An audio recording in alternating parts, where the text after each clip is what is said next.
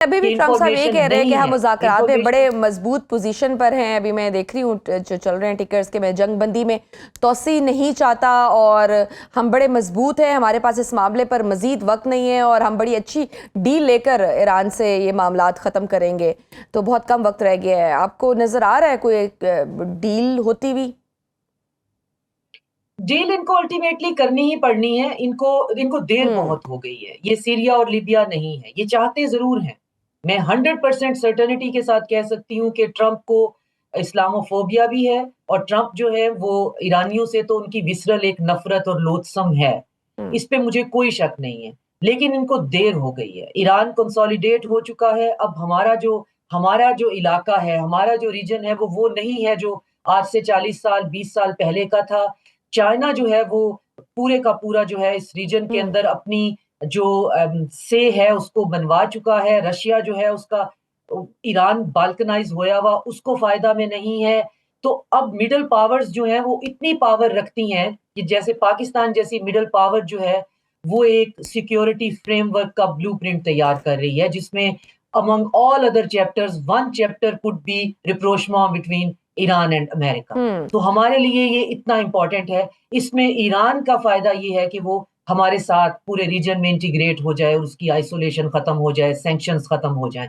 तो हम तो एक मिडल पावर होते हुए एक ऐसा ब्लूप्रिंट बना रहे हैं जिसमें गल्फ है, सेंट्रल एशिया है। तो आप ये देखें कि अब वक्त बहुत गुजर गया है, हाथों से रेत सिरक चुकी है।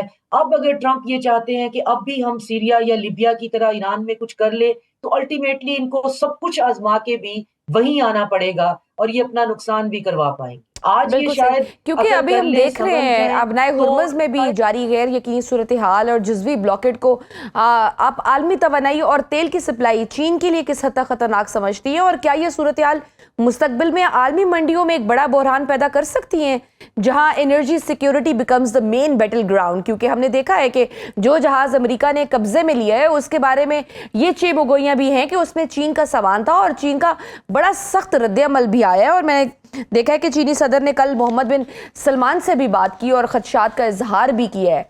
क्या हम ये कह सकते हैं कि चीन भी अब इस तनाज़े में सिर्फ सफारती हद तक नहीं बल्कि अमली सूरत में आने को तैयार है?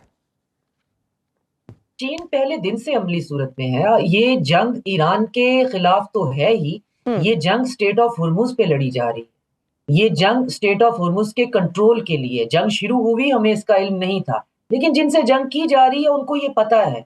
और चाइना पहले दिन से ईरान की हेल्प में भी है, और डिप्लोमेटिक हेल्प नहीं, वो हम्म। बाकायदा जो है उनकी बड़ी काइनेटिक और फिजिकल उनकी हेल्प है, कॉन्क्रीट हेल्प है उनकी। रशिया की हेल्प मौजूद है। तो रीजन में सबकी हेल्प मौजूद है, हमारी हेल्प मौजूद है सेंट्रल एशिया को सिमर डाउन करने के, आज़रबाईजान को इसकी पार्टी ना बनने देने के लिए, सऊदी अरेबिया को जो है वो कोई एक्सट्रीम या गल्फ के कंट्रीज को भी रिस्ट्रेन का सामना जो है कि हम आपस में ना लड़ पड़े। हम्म। तो यहाँ पे सबका सब कुछ स्टेक पे लगा हुआ है, और ईरान अकेला बहरहाल नहीं है।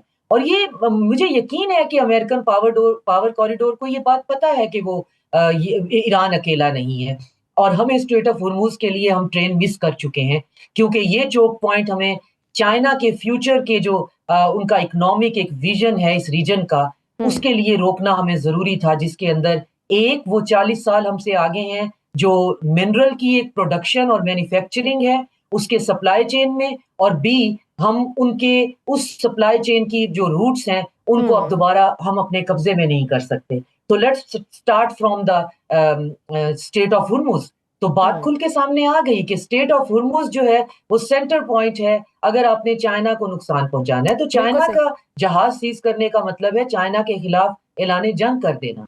तो अभी बिल्कुल तक सही। इनकी जुर्रत नहीं है कि चाइनीज जो है वेसल्स या रशियन वेसल्स को ये यहाँ से रास्ते से रोक रहे हो। अभी ये वहां पे नेवल एक सिंबॉलिक ब्लॉकेड करके बैठे हुए हैं, और इस रीजन को कोई प्रॉब्लम नहीं है if the strait of Hormuz is going to be operationalize between Oman and Iran.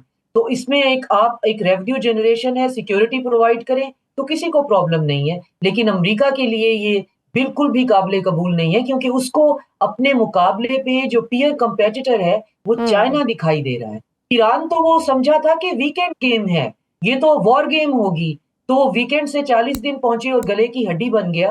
तो उनको यहीं से सीख लेना चाहिए कि वो रेडी नहीं है। अगर मैं अमेरिका होती तो मैं 10-12 साल जो है वो हाइबरनेट करती, खुद को कंसोलिडेट करती। अभी इस सूरत में ये इज़्ज़त से वापस जाने का इनके पास है, लेकिन इसके बाद इनके लिए ये एक पॉइंट भी जो है वो खत्म हो जाएगा और ये इनका जो एक्सपोज़े है, वो बहुत ज़्यादा डेलिब्रेट हो जाएगा, उसको ढकना या छुपाना मुश्किल हो जाएगा। बिल्कुल तो सही। मेरा ख्याल है अच्छा कि शाज़िया साहिबा, इसराइल की भी हम बात करें, जहां अमरीकी गिरफ्त को मिडिल ईस्ट में कमज़ोर किया इसराइल ने, वहीं अब इसराइल के हवाले से यूरोपीय ममालिक भी खुलकर सामने आ गए हैं। स्पेन हो, आयरलैंड हो, स्लोवेनिया जैसे ममालिक की जानिब से हमने देखा कि इसराइल के साथ मुआहदे की मुअत्तली का मुतालबा हुआ। क्या ये यूरोपीय यूनियन के अंदर एक गहरी तकसीम की इलामत है जो मुस्तकबिल में मुश्तरका खारजा पॉलिसी को कमज़ोर कर सकती है, और क्या इससे मिडिल ईस्ट का कंट्रोल नए प्लेयर्स के पास आ जाएगा?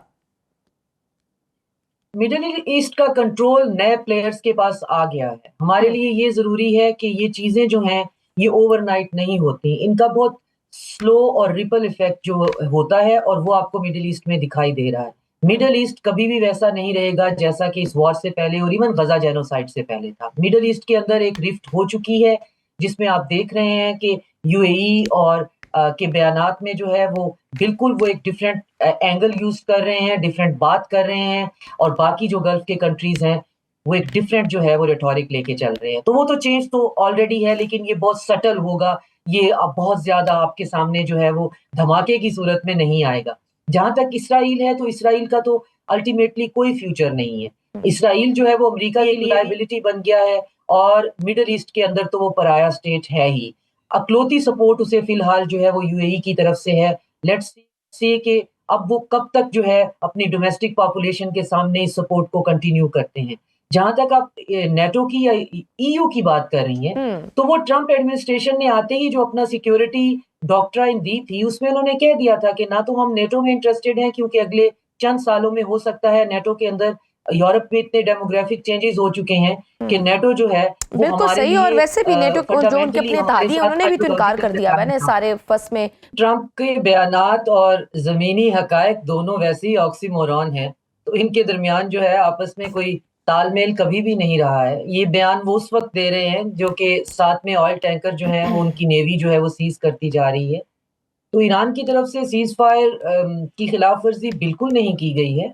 ईरान ने जो इनके नेवल ब्लॉकेड पे जो अटैक जिसके बारे में ये कह रहे हैं किया है, उसका वो ये बता रहे हैं कि जी हमारे पास इंटेलिजेंस रिपोर्ट है कि ये नेवल नेवल जो ब्लॉकेड है, ये हम पे अटैक करने के लिए या कोई फ़ॉल्स फ्लैग ऑपरेशन करने के लिए।